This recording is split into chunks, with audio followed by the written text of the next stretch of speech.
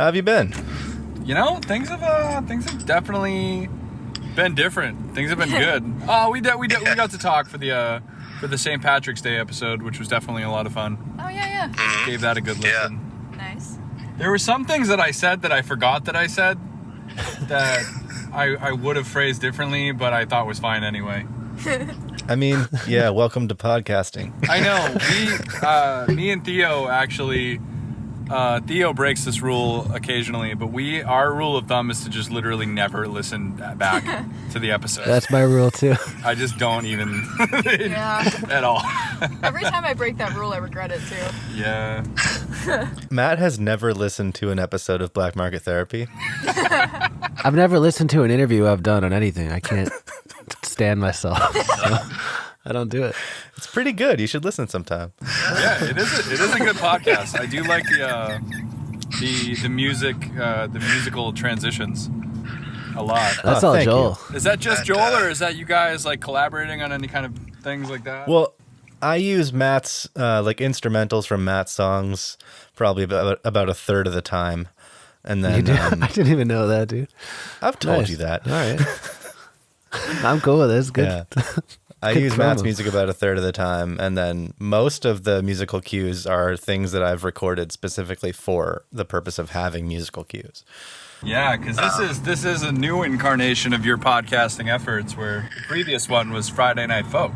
Yes. Which was a wonderful series. This one I think is really cool too, because I found it in my personal life really difficult to get the most out of a media expedition effort that focuses solely on spotlighting artists, where you're more of a host or someone trying to bring content out of others, you know, rather than it just being because I think this is going to be a really cool crossover episode between us, because it seems like even though we have varying subject matter, you guys are really focused on like the psychology of things or different kind of metaphorical meanings or things. I don't know. You guys are just digging deep rather than it being journalistic specifically. Yeah, I was talking to Owen Korzik the other night about like what it's like to interview artists and interview musicians and stuff like that. And we were kind of relating on the Friday Night Folk virtual music mentors overlap. Right. And I was kind of saying, you know, I got really sick of just asking people about their musical journey, because up until a certain point, it's mostly the same for most people. And like, there's a difference between details and stories. And I feel like the problem you run into with a lot of younger musicians is that most of their story so far is actually details and not stories. Right. You know, so, and most of those details, you know, this isn't an absolute statement, but they cross over a lot. There are a lot of variables, but it's like so many things are exactly the same. And so many, you know, stories/details are told in exactly the same way, up until the point where someone actually reaches like at least a minor form of actualization, I think. So I don't know, that got boring to me, and that's why Friday Night Folk became so topic based. And I did not care about I don't care what your musical journey is. Like, I want to know what you're writing about and what you're hoping to accomplish by tackling certain themes.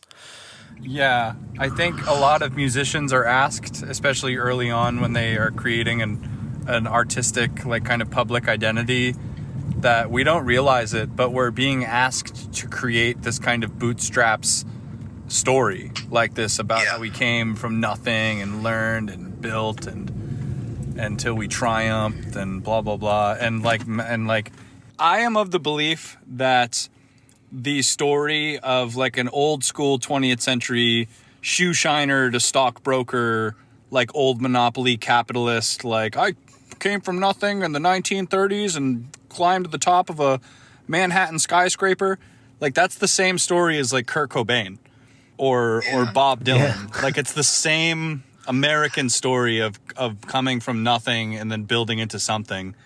And as new artists, we think we're supposed to do that. And I think we accidentally make ourselves like in these details and story type interviews very boring, because we haven't done that. I have not ascended into like the corner offices and skyscrapers of New York personally.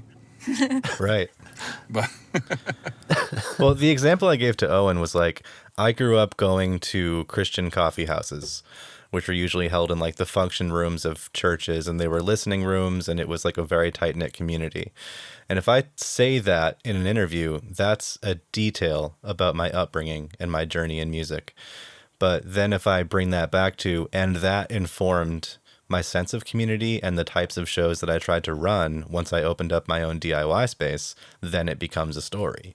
So like there is a follow through to it. There's like a connection that you have to make, I think, between, well, this thing happened when I was young and now this is how it has informed something. Yeah. And I think that's really important when, at least when you're interviewing, at least when you're expecting somebody to have a relevant story or a pertinent story to the interview itself. And that's something that's hard to find, I think, with younger musicians, younger artists, unless they've been extremely active. We've talked about that too in terms of interviewing visual artists and being interviewed as a visual artist, because I think an inclination that I have had in the past is to talk about almost like selling myself like it's a job interview or a college application, like talking about what classes I've taken or what teachers I've learned from or whatever, and maybe inserting a lot of unnecessary information into the dialogue just to make myself seem more legitimate, which really just sort of undermines you as someone who's trying to seem legitimate when you kind of are by being there in you the get first clocked place. as a person who's trying to seem professional. Yes. When yeah. you're like, huh, Like, nobody cares what school you went to a lot of the time. at all. It just does not fucking matter. Exactly. That's a detail. Yeah. Yeah. Well, it's so different now, too, with a lot of, like, the FUBU approach, you know? Like, there's a lot more artists interviewing artists, a lot more musicians interviewing musicians than there were in the past. Mm-hmm. You know, you would see, like, Carson Daly interviewing musicians. And if you think about it, like, with that old paradigm, like, the stories that we all tell that aren't really differentiating themselves in any way would have seemed foreign to the people watching those shows, because it's like if you talk to somebody who's like, you know, just like a lifetime 9-to-5er, like they've never dealt with any aspects of the entertainment or art worlds, our like average, like everybody telling the same story is still going to be a circus to them. So it's kind of different when it's like an artist interviewing an artist, where it's like we've all had the same upbringing. We know how mundane so much of it is and how little so much of it matters until you kind of do something with it. That when you get everybody telling those stories to each other, it just starts to get, it's like a little bit of a feedback loop happens.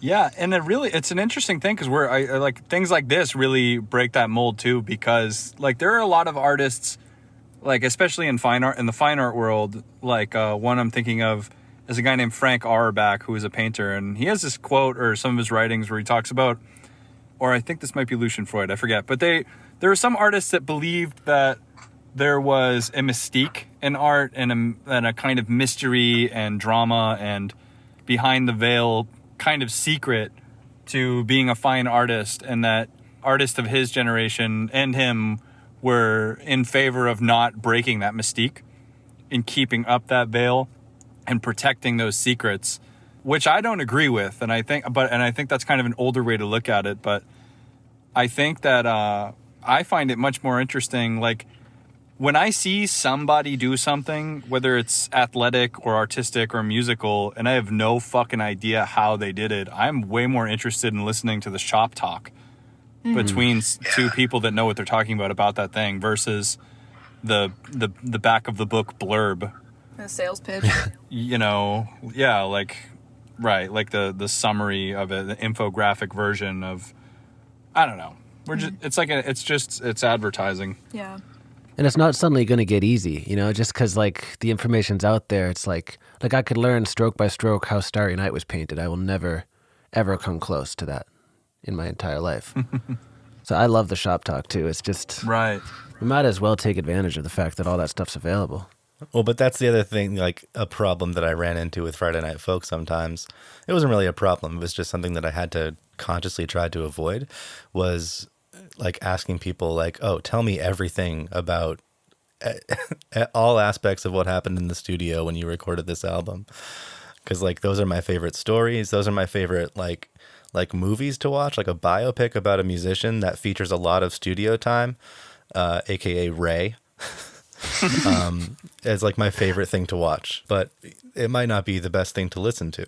you know? So like as pertinent as it is to the developmental process of any artist, you know, what tools they learn how to use in a studio, or, you know, I could talk to somebody about acoustic guitars for hours, but there's a place for it, you know? Like I don't host a podcast about guitar tone woods.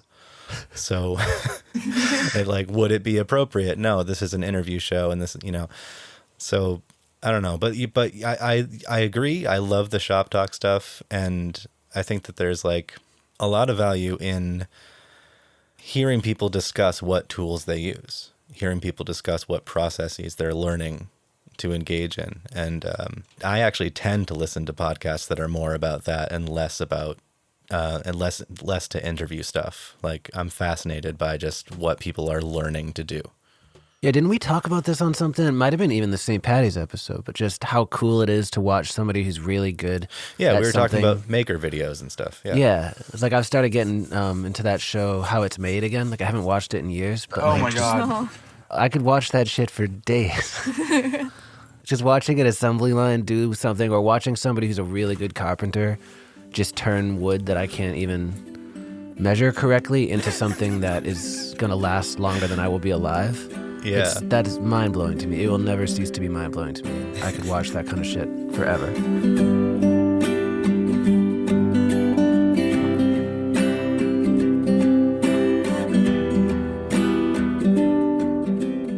You know what's something I just thought of too that's kind of a little bit unrelated, but you guys are both musicians and songwriters, but Black Market Therapy isn't even about art, like, or about music. And it's really interesting because the fact that you guys are creators, musicians and writers and artists, it makes your conversations about, you know, you're talking about literature and psychology and spirituality, and it makes it so much more interesting because we joke about between each other, me and Theo, about how the Boston Art Podcast is not about Boston or art, like at all.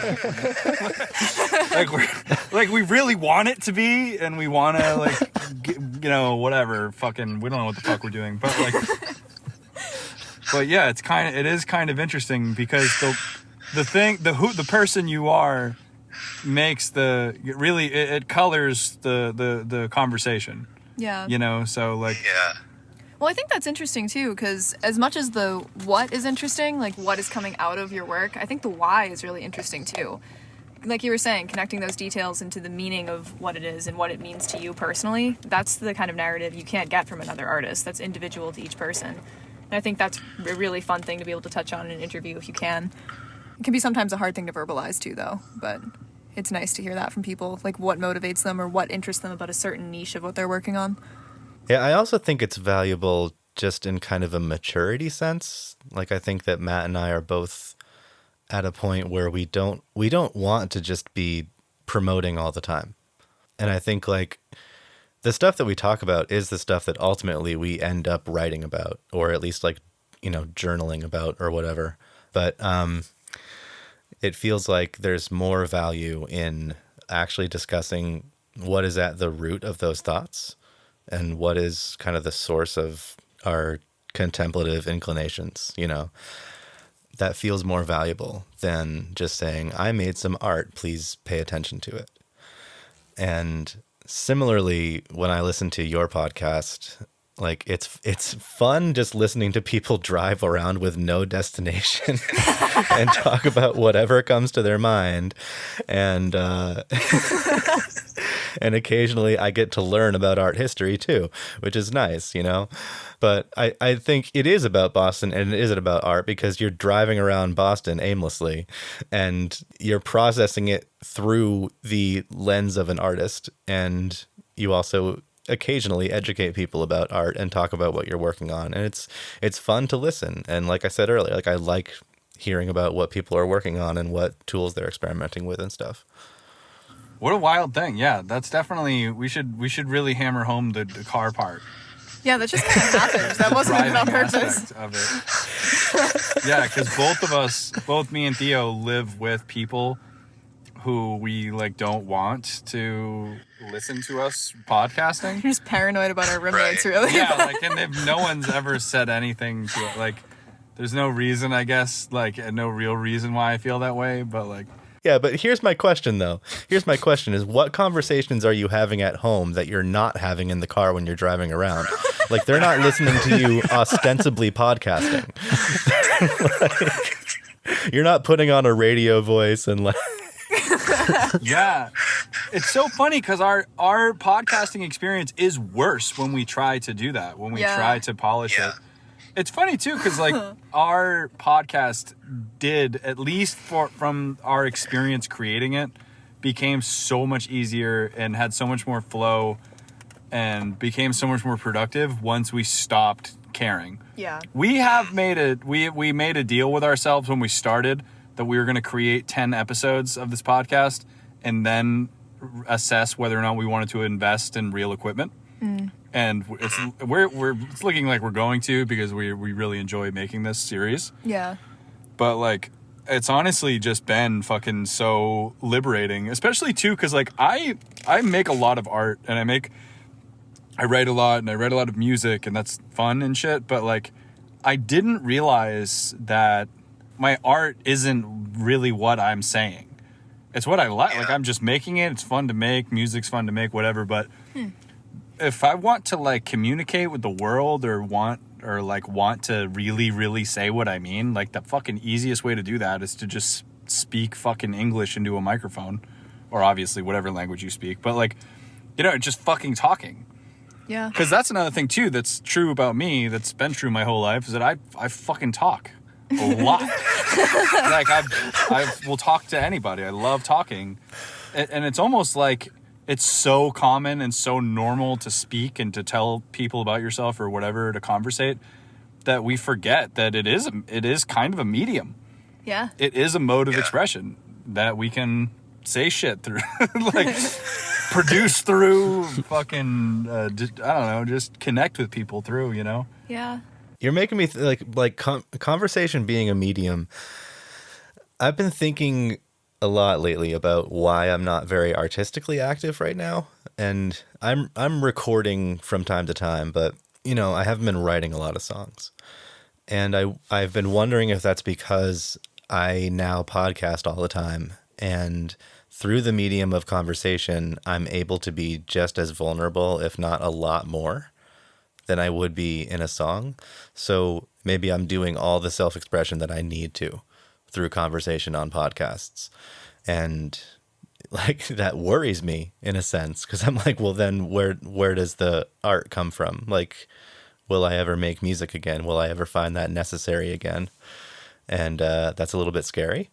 Yeah, I totally get that. I think that has a lot to do with the arena that you exist in. And that's something I think about a bit, where I feel like if I just was hanging out with a bunch of people who like if I just joined a community of tennis players, like I guarantee I would be playing tennis in like a month. And I would probably be thinking about tennis all the time.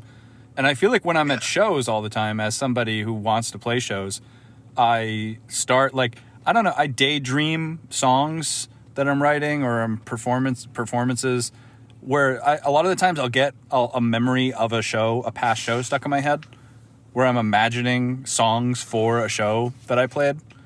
Like, this would have been perfect in this past moment. And like, with those moments and those venues not accessible anymore, you know, obviously because of everything, like, I think it makes sense that you wouldn't be writing as many songs, because like, you would have to go so wildly out of your way to perform music right now.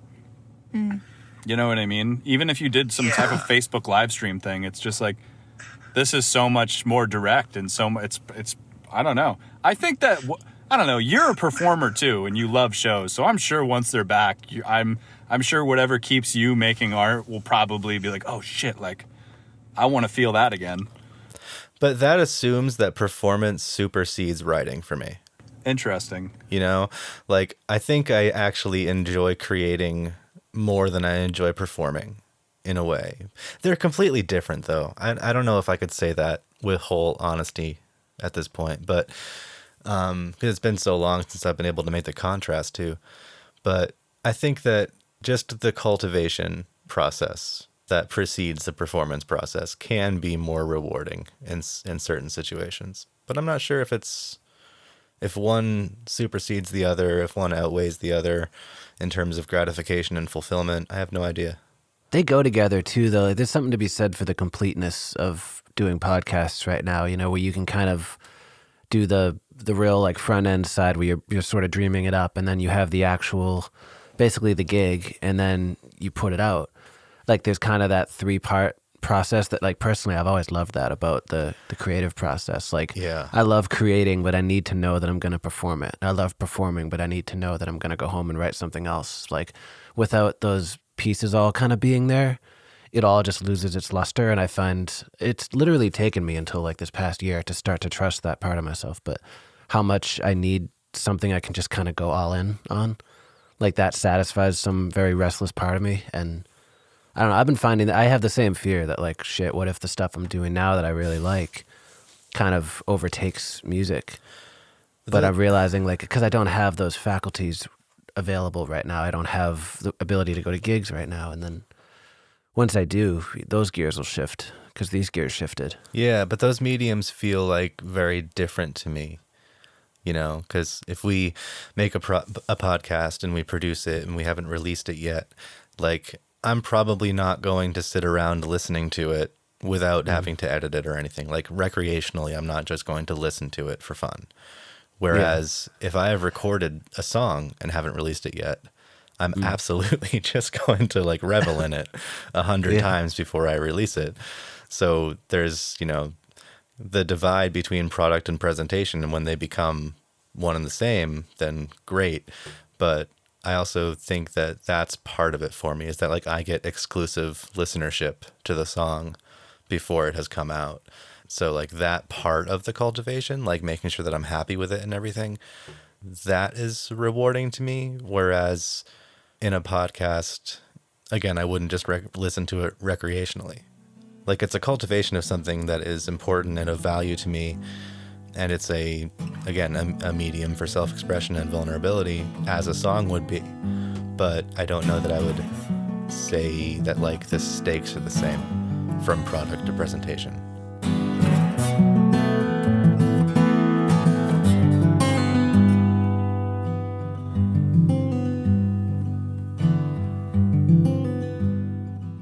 This is really interesting to think about, because it's making me... I've been thinking a lot about my own desire for attention, and as it relates to art, because I haven't performed, aside from like the odd live stream show here and there, in over a year. But I as I've talked to you guys about before, I've been skateboarding a lot, and I go to skate parks, and something I noticed about myself that I realized I was ashamed of before I kind of admitted it to myself, but I found myself not attempting tricks or certain things that I was trying to learn unless someone was watching me. And I noticed that I wasn't trying things without somebody looking at me. And at first I was like, I'm a dork. Like, why am I trying to get this random person to look at me while I try this stupid thing? But then I, like, really thought about that and stopped kind of demonizing myself or, like, being embarrassed that I felt that way. And I was just like, I just acknowledged, I was like, this is really weird that, or just kind of interesting that I have this kind of audience drive. Like, because I recently did a skate competition that I didn't win, but I enjoyed participating in. But I skated better than I have ever, and there was, like, a lot of people there, just, like, watching, and the fucking people. I was just fucking on one. Like I was infected by the attention. And, like, I was like, let's fucking go. Like, I don't give a fuck. I'm going to die trying what I'm trying right now. Oh my God. Are you the same with playing music, though? Like, do you really turn it on when there's an audience, but when maybe you and Nick are together, there's just like, let's just get through it? Definitely. Something that I've battled with through my music experience my whole life is just letting the energy of the moment overtake me and trying to balance that with real precision of the art piece that is the song. And, like, I play guitar and sing also, just like, like you guys. So there's, like, there's some motor skills that you're needing to pay attention to so you don't just fuck up the whole thing. But with having to play guitar, I've found that kind of difficult, you know what I mean? And having, what I don't know what I forget what I'm trying to say. Like I can't just totally freak out and go raw energy with guitar. I'm not a lead improvised player either, you know, so I don't know. Well, it's different with guitar too because you're tethered in some capacity to something. Like you're either supposed to stay kind of near a mic sometimes, or you're plugged into something. So Or in key with your bandmates. Yeah, yeah. There's always something to be focusing on out of the corner of your eye or corner of your ear, which definitely changes it. This is sort of a different note, but I mean, I'm not a musician, so I don't have a lot of performance experience, but talking about like audience being a drive in terms of creation, I've noticed in myself, social media kind of plays that role for me in terms of finishing pieces. Like I often find myself like kicking my own ass to get in the studio just because also, but also because it's like I haven't posted content in a while. Like nobody's seeing this piece if I don't finish it. That kind of thing. Like I want to get this out there, or like in normal times, like a gallery show or something like that. But Instagram really, and it's been a really long time since I finished anything and not put it on my Instagram. And I was thinking about that the other day. How it's kind of weird. Like, what is the reason behind that?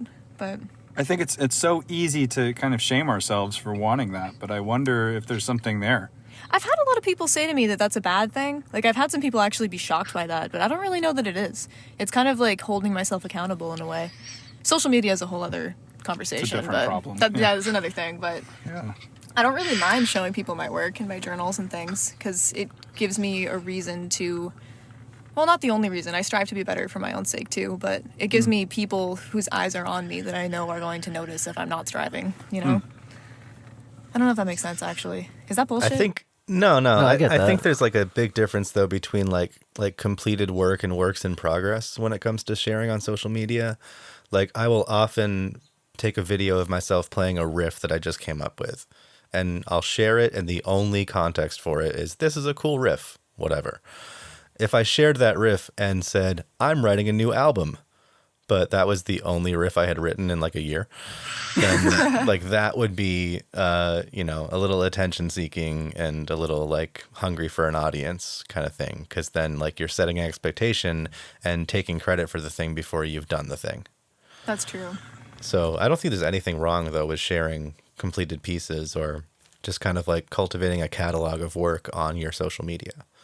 I think it can be kind of shooting yourself in the foot sometimes, though, if you make a promise of a project upcoming that will be maybe for sale or for release that you haven't finished, because then you're kind of closing the door on if you decide to scrap it or if it doesn't come out the way you want it to.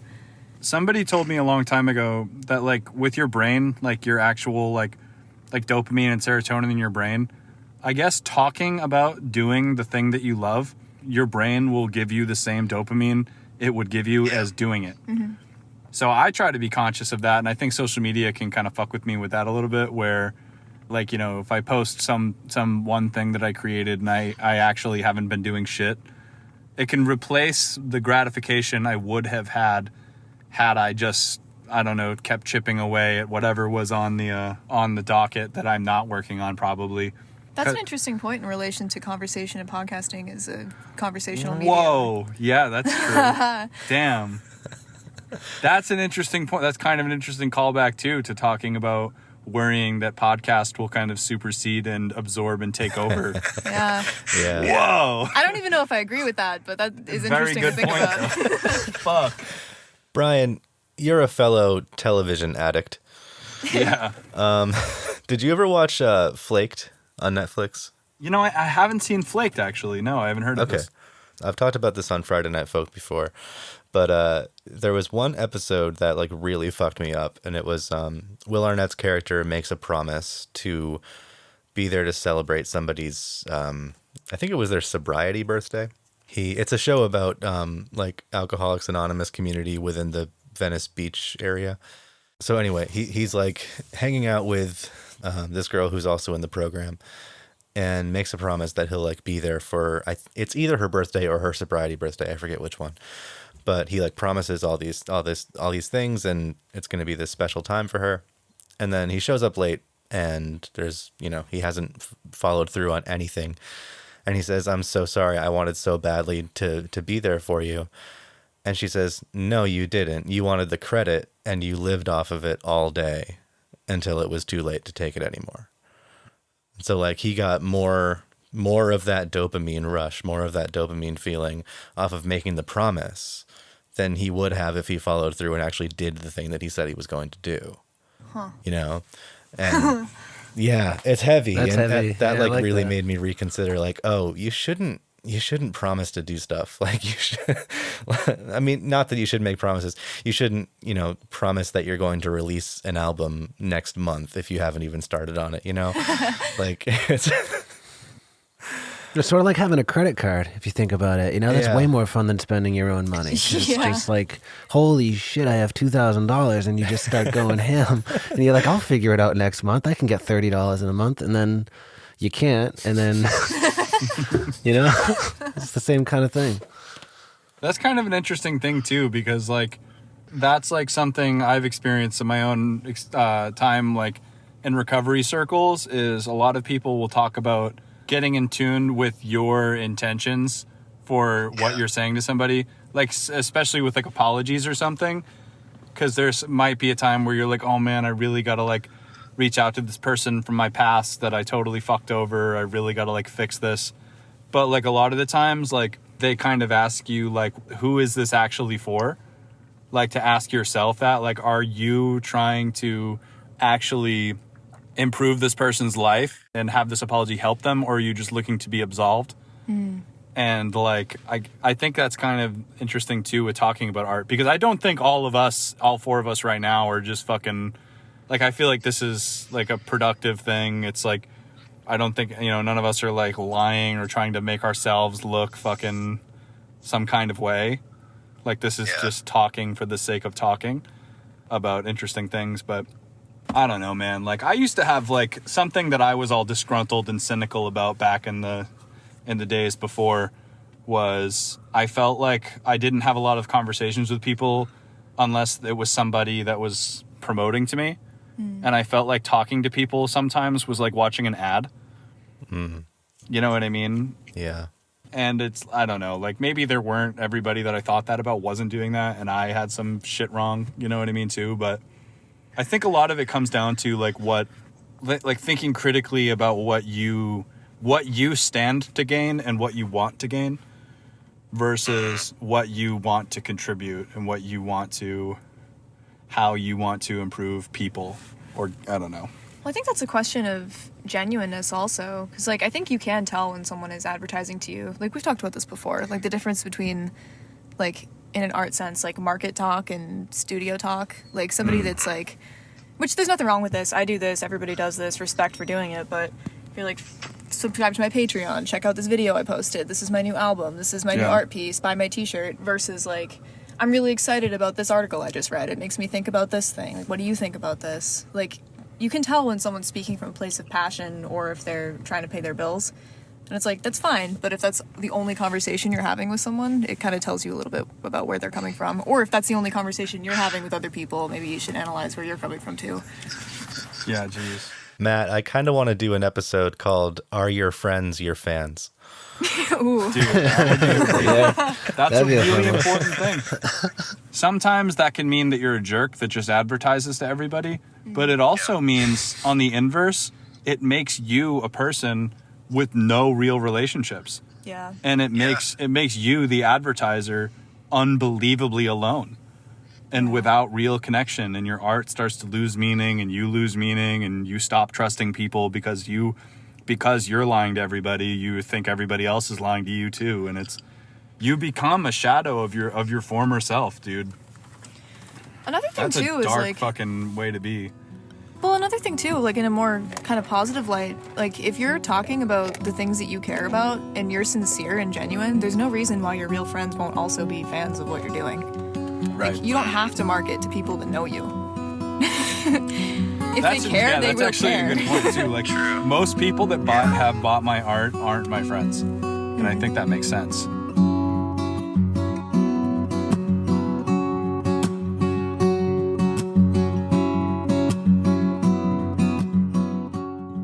I think it can be true sometimes that the people that buy your work or the people that maybe will pay for your work aren't necessarily, like, they're people that are looking at you as a brand.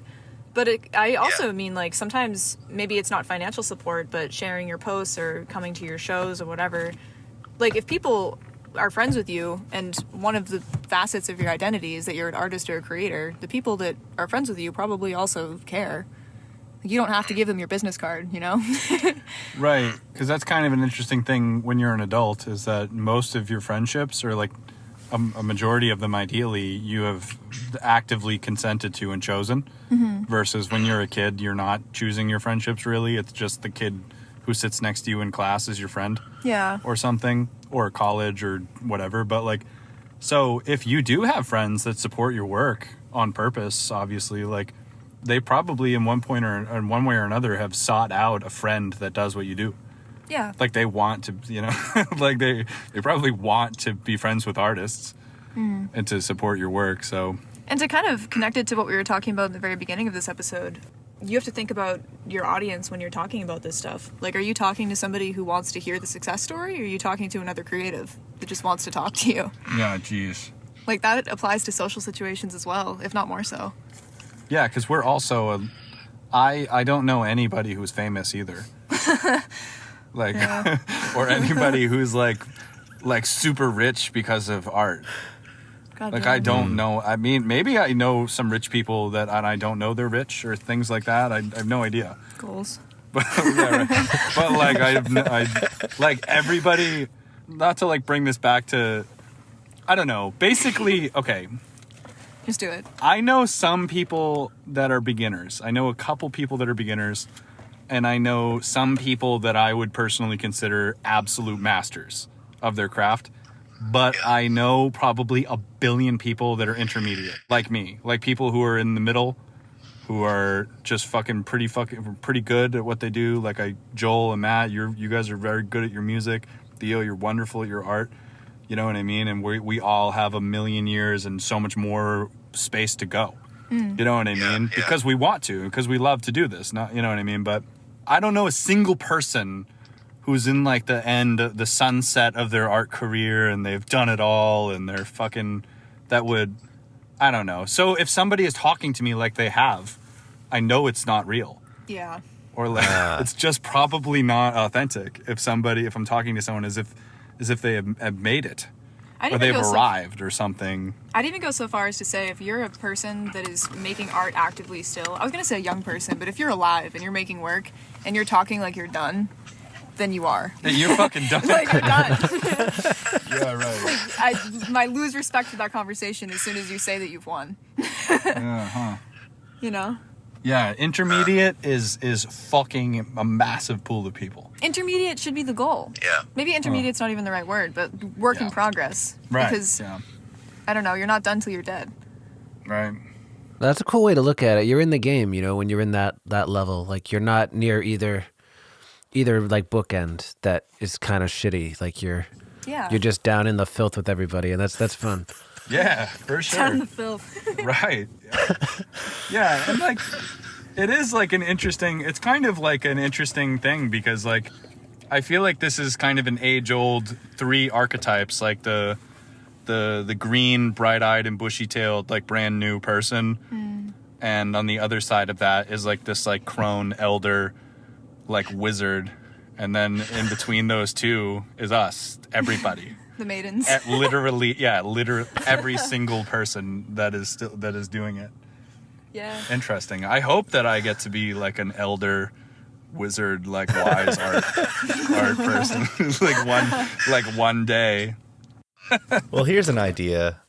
I talked with a friend of mine once about like guitarists like, you know, Tommy Emmanuel or Steve Vai, or like the masterclass guitarists, you know.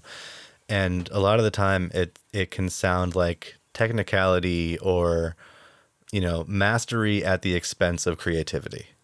Or like you're showing off technique, but there's not much creative in the songwriting itself. There's nothing in the composition that stands out as interesting, really, or like aside from the fact that it is virtuosic in nature.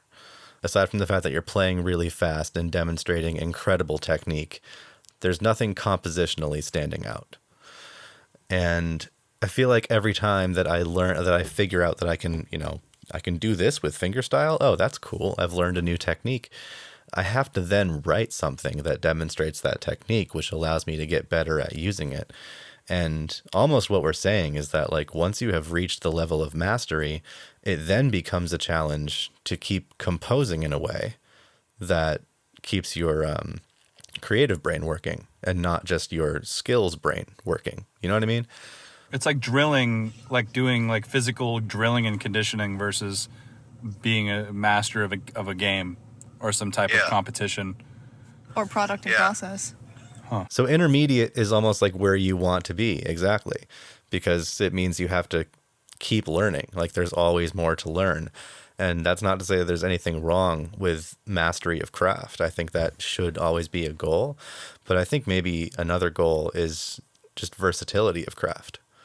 You know, and like if you think that, like, if I saw myself approaching a state of mastery in the craft of fingerstyle guitar playing, I think I would probably challenge myself to any number of other guitar techniques that I could then apply myself to and start to learn and immerse myself in, because I think I'd start to get bored with just like, okay, cool, now I can do everything that Mississippi John Hurt did. Great.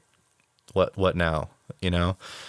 So you're making me realize that I enjoy being an intermediate player more than I thought I did. Yeah, right. Yeah. Kind of interesting. Like, you ever heard that? I think it's a Picasso quote, probably to paraphrase, but he said it took him 25 years to paint like Michelangelo, but it took a lifetime to paint like a child. I have I love that yeah. quote. Yeah.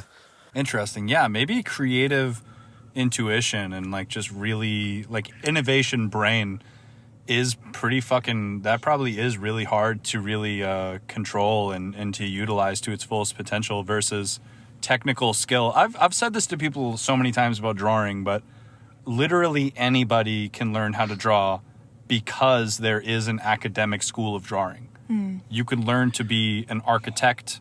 You could learn how to you could learn medical drawings. Like there is an academic standard for drawing, even though it is subjective. So because that standard exists, you could learn it because it is in essence a technical skill. Just like if you practiced for 1,000,000 years, you could be a master fucking guitar player, even if you've never composed anything. You know what I mean? Like I've heard some painters or professor types talk about in Italian churches, like there's so much historical churches in Italy and so much historical art and so much statues and paintings and murals and mosaics and shit, and that some of them might be from like the year 1000, like they might be really fucking old, but the thing is it was so popular and so in such high demand, religious art was in such high demand of the time, that there is an insane amount of really, really old, unremarkable religious art that isn't really worth anything, that isn't really teaching us anything. Like it's the same crucifixion scenes, but there's just so many of them that they're just not really they're just unsubstantial. Well, I think that's why the why behind a creative is what's interesting. Like why you're making music, what the meaning is to you, because that's what you bring to the table. It's individual, and the technique and the ways that you're putting these things together, or the ways you're writing a song or making a painting or a sculpture or whatever, those are tools in your toolbox to channel whatever your ideas are and what drives you. Interesting. I wonder if there's there is no like recorded history of like cavemen and shit, but like they probably didn't have a written language, right? But they persevered and hunted and built societies and shit. Yeah. They still had that creative drive to do those things despite not having the precision of a language, like a written, scripted language and academic standard for what they were communicating to each other. And wouldn't it be cool to know like why they woke up in the morning? Right, they had to be fucking talking to each other. Yeah. Otherwise, how would they have built tools and fucking caves and shit and fucking, like, they had to be fucking talking. You know what I mean? But they probably didn't have books and quills and fucking, you know, but they still did it despite not having that. Yeah. I don't know. That's all I'm saying. Well, that's why it's interesting too when you're talking about like ancient when you're talking about like ancient religious artifacts, because those things were typically commissioned by a church and served the purpose of being objects of worship. So they all had the same purpose essentially, which oversaturates that market. Right, and that purpose wasn't necessarily to enjoy great art, but it was they were depictions of idols, of religious text and shit. Like, Yeah, either communicating to an illiterate audience the stories of the Bible, or like the same purpose as a rosary bead, something to pray to, or but maybe that's why we have artists in history or musicians in history that like they are the only one who can give you what they gave you, because they're the only one who can give you their voice. Damn. I don't like the word voice. Voice is an overused word in art discussions, I think, but you know what I'm saying. Yeah.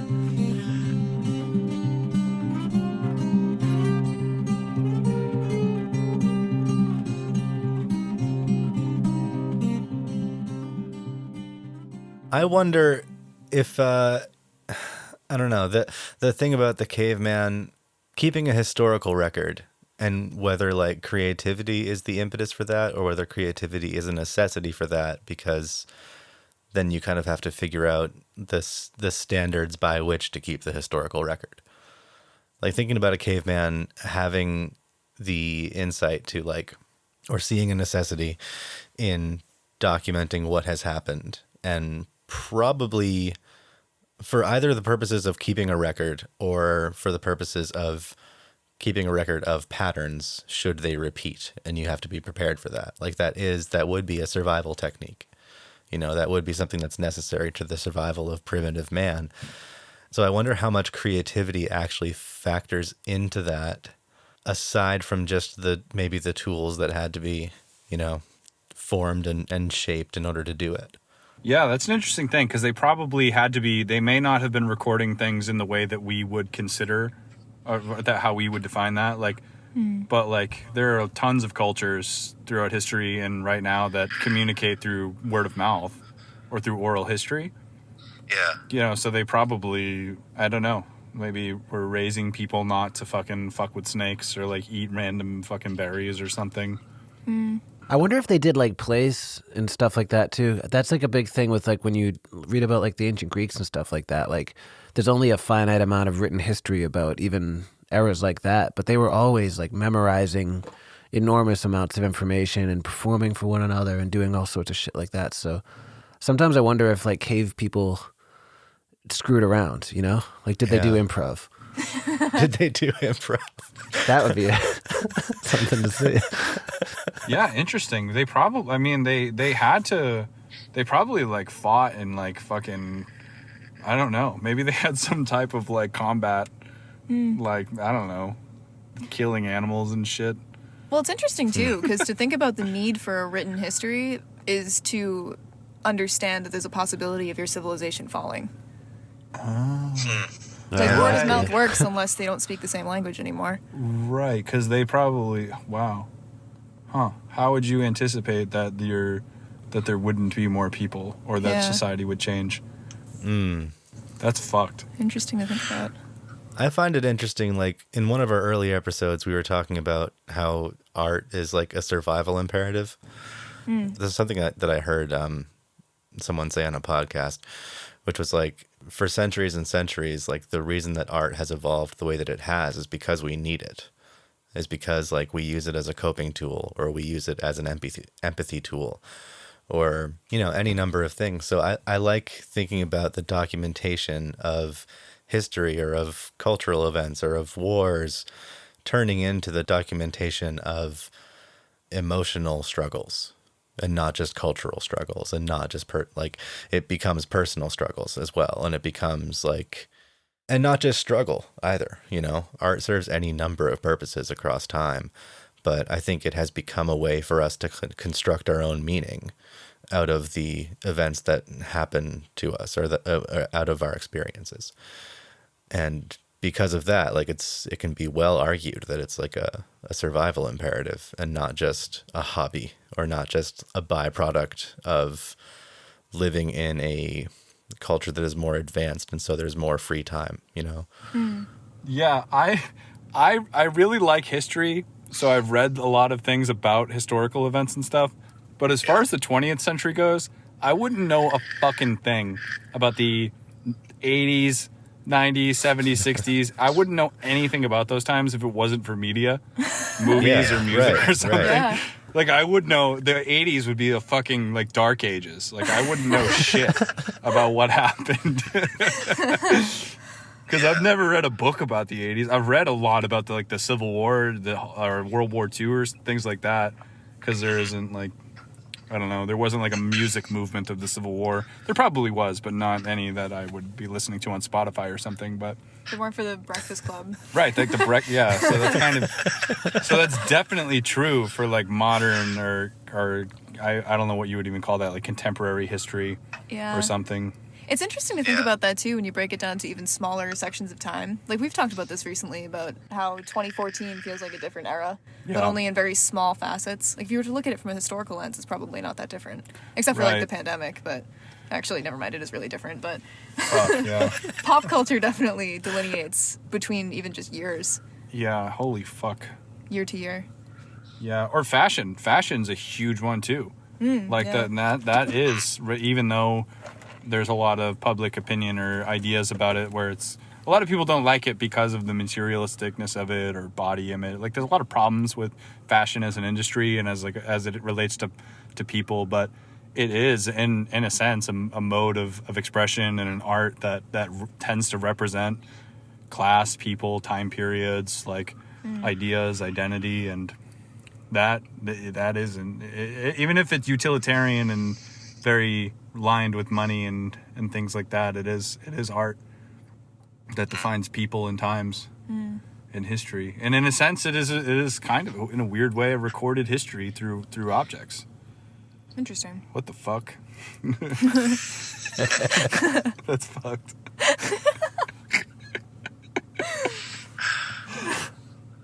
Sometimes I just say shit and I'm like, I don't even know if that's real. Or if that's true. Is that even fucking true? It's an interesting thing to consider.